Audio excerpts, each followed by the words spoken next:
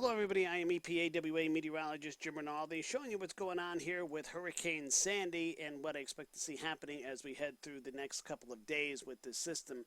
And there's the storm right here. This is our water vapor imagery out of the University of Wisconsin site, and very clearly there's the center of circulation. Look at the cloud shield, though. Look how far out the clouds extend with this system, all the way back into central Ohio and into the Tennessee River Valley. I mean, it's just a huge, huge storm that we have here.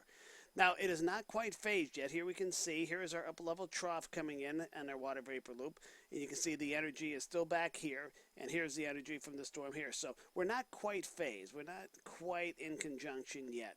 And the system is still continuing to move off to the northeast. And if somebody was just to look at it right now, they'd say, oh, the storm is just going to keep going. No, because two things. One, you have this area out here that's blocking it. You have the high pressure in between, and you can see that the clouds are starting to spread out here, and so they're going to be able to get so far, and then eventually these two systems are going to phase, and once that happens, then Sandy's going to get pulled back to the northwest, and you can see that very clearly on our 500 millibar map. There's Sandy there, and here's our upper disturbance there that I just showed you in the satellite loop. So the initialization here is very good with the GFS model at this point in time.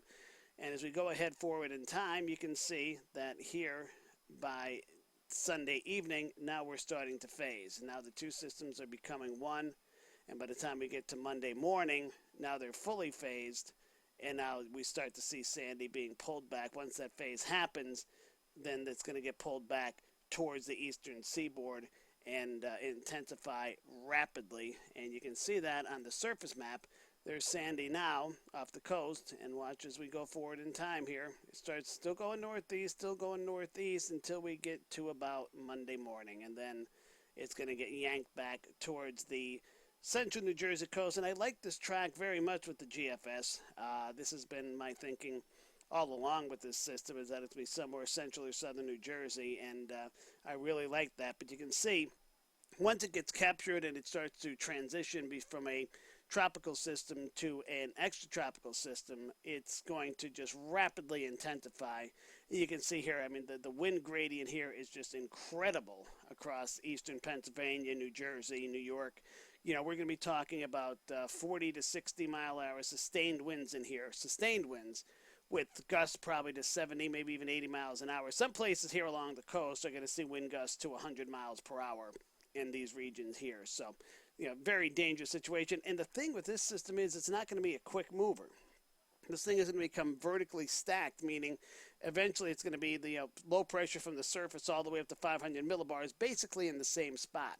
And so that means it's not going to have any steering currents. It's not going to be moving anywhere very fast. Now, it will weaken slowly as that happens, but it's going to take a while to do that. And you can see here that that pressure gradient is going to be strong for hours and hours and hours across the region. And that's just going to mean those winds are going to be continuing to whip at those speeds, you know, maybe a little bit less, but still very strong winds as we go forward in time. This here is going to be Tuesday afternoon. You can see still very strong winds across much of the area, and that, you know, it's going to be pounding against structures, pounding against power poles. You know, those are going to be coming down. So power outages are certainly a good bet across many of the areas. So be prepared for that. You know, have your batteries, your flashlights, have blankets, because it's going to be cold behind it. And I'll show you that in a second here, that this storm is going to be pulling a lot of cold air into it as we're going forward in time here. And you can see eventually the storm does start to open up and move out of the region, but it's going to be wreaking havoc before it does that. Now, looking at our precipitation, these are 6-hour totals here. I'm going to show you some of these totals here of precipitation. I'm sorry, 12 hours. These are 12-hour precipitation totals. But look at some of these amounts. This is just over a 12-hour period. Each one of these maps is the previous 12 hours. So here we are at Tuesday morning, and this is what's fallen from Monday night into Tuesday morning, from Monday evening to Tuesday morning. And some of those totals are, you know, we're approaching 4 or 5 inches in just 12 hours in some of these areas with these totals here. So, I mean, you know, we're going to be looking at some places picking up well over 8 inches of rain, some places picking up to a foot of rain from this system in upslope areas. So be prepared for some flooding as well. And that's not all with this system. We're also looking at snow. And I want to show you what happens here. I told you the cold air is going to be wrapping around and into this system. Well, watch what happens with the snowfall as we go forward in time. I'll loop this for you here. And there it is in West Virginia. We expected it down there. We've talked about from 4 or 5 days ago, there being feet of snow in the mountains of West Virginia. Well, there it is, and it's coming to fruition. But look at this. Look what's happening. Look at the snow looping down into the Carolinas and Virginia, and looping back across into Pennsylvania as it wraps around the storm. It looks like the Loch Ness monster here. But this storm is going to be. Now I'm not saying I believe this is all going to happen here, but I'm just showing the model is seeing that cold air wrapping around the storm into these areas here. So the snow is going to be another factor with this storm. And don't be surprised if you do see snowflakes into eastern Pennsylvania, parts of New Jersey, maybe even as far as New York City could see some snowflakes out of this. Not accumulating snow in those areas, but snow mixing with the rain as we head through the day on Tuesday night into Wednesday. That is a possibility. And real quick, I'll show you the NAM model here, and it is very similar to what we're looking at with the GFS.